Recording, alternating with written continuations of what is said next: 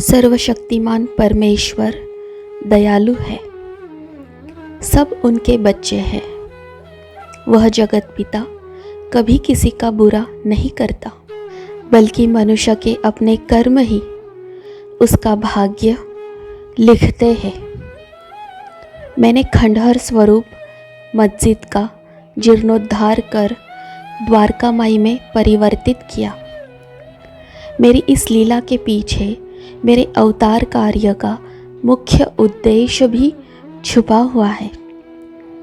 मनुष्य ने ईश्वर से विमुख होकर अपने देह को खंडहर स्वरूप ही बनाया है।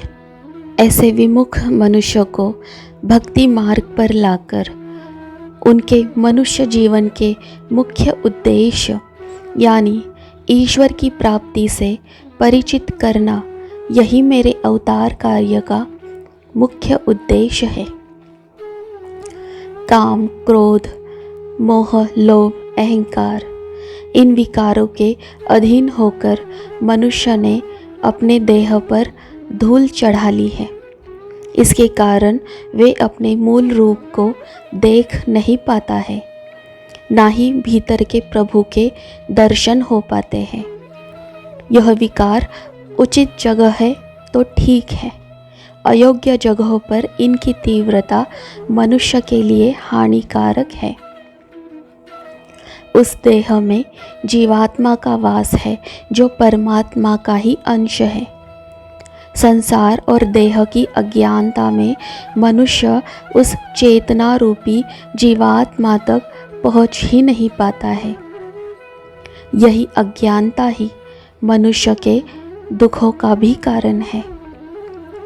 कुछ मनुष्य केवल चमत्कारों में, व्रत आदि कर्म कांडों तक ही सीमित रह गए हैं और मेरे अवतार कार्य का मूल संदेश क्षणभंगुर सांसारिक मोह त्याग कर परमार्थ प्राप्ति हेतु स्वयं को तैयार करना, यह किसी को ज्ञात नहीं है। यह केवल उनके समर्पण भाव का अभाव के कारण है। जिनके पंख केवल संसार तक सीमित है, वे संसार से परे ऊंचाई तक नहीं उड़ सकते। यह मनुष्य कभी सुधरते नहीं है। अपनी दुकानें चलाने के लिए भगवान के नाम का उपयोग करने से भी कतराते नहीं हैं।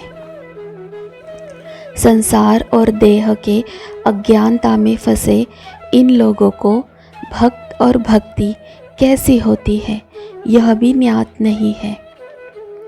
वे असत्य छल कपट करने से चूकते नहीं हैं। कर्मों का सरल गणित है, जो जैसा करेगा वह वैसा भरेगा। देह दुखों का कारण है, चेतना तो आनंदमयी है। संपूर्ण देह भाव सद्गुरु चरणों में त्यागना होता है। सद्गुरु चरणों की अनन्य शरण से ही विकारों से मुक्ति और परमानंद की प्राप्ति होती है। यही सत्य साधना है। और कभी कोई विकार हावी हो भी जाए तो नाम स्मरण बचा लेगा। नाम स्मरण, नाम जाप केवल मुख से नहीं, हृदय की आर्तता से, भक्ति भाव से, निष्ठा से होना चाहिए। देह, मन, बुद्धि, इंद्रिय सब सद्गुरु चरणों में समर्पित करो।